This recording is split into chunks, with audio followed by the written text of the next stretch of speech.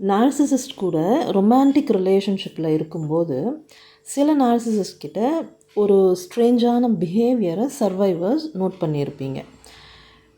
கை குழந்தைங்க அம்மா கிட்ட தாய்ப்பால் குடிக்கிற மாதிரி இவங்க வந்துட்டு பிரஸ்ட்டை சக் பண்ணுவாங்க. அதில் ஒரு செக்ஷுவல் டிசைர் இருக்காது, இன்டிமசி இருக்காது. ஜஸ்ட் ஒட்டிக்கிட்டு பிரஸ்ட் ஃபீட் பண்ணுற மாதிரி சக் பண்ணிகிட்டு இருப்பாங்க. இது அடல்ட் கனெக்ஷன் மாதிரி இருக்காது. விக்டிம்ஸ்க்கு இது ரொம்ப அன்கம்ஃபர்டபுளாகவும் கன்ஃபியூஸ்டாகவும் இருக்கும். அவங்களோட இந்த பிஹேவியருக்கு பின்னாடி இருக்கிற காரணம் என்னன்னு பார்த்தீங்கன்னா, நார்சிசிஸ்ட் வந்துட்டு உங்களை ஒரு ரொமான்டிக் பார்ட்னர் மாதிரி ட்ரீட் பண்ணாமல் ஒரு ஹியூமன் பெசிஃபையராக யூஸ் பண்ணுறாங்க. அவங்களோட எமோஷன்ஸை ரெகுலேட் பண்ணிக்கிறதுக்கும் அவங்கள அமைதிப்படுத்திக்கிறதுக்கும் உங்களை யூஸ் பண்ணுறாங்க. நார்சிசிஸ்டிக் ரிலேஷன்ஷிப்பில் எதுவுமே மியூச்சுவலாக இருக்காது, இன்டிமசியும் மியூச்சுவலாக இருக்காது.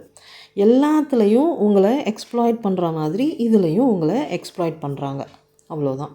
இவங்களோட இந்த வியர்ட் பேட்டர்ன் வந்துட்டு மதர் சைல்டு அட்டாச்மெண்ட் ப்ராப்ளம்ஸ்னால உருவாகுது.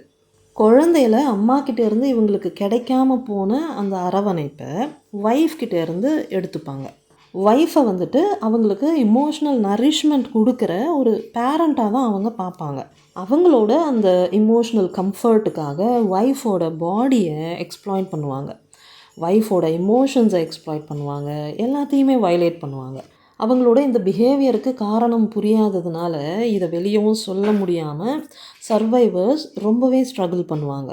அந்த ஒரு மியூச்சுவல் இன்டிமசி இல்லாததுனால இந்த மாதிரியெல்லாம் நடக்கும்போது இதுக்கு பின்னாடி இருக்கிற காரணம் புரியாமல் சர்வைவர்ஸ் எமோஷ்னலாக ரொம்பவே ட்ரெயின் ஆகிடுவாங்க. இந்த அப்யூஸை எக்ஸ்பீரியன்ஸ் பண்ணவங்களுக்கு இப்போது அந்த டவுட் கிளியர் ஆகிருக்கும்னு நினைக்கிறேன்.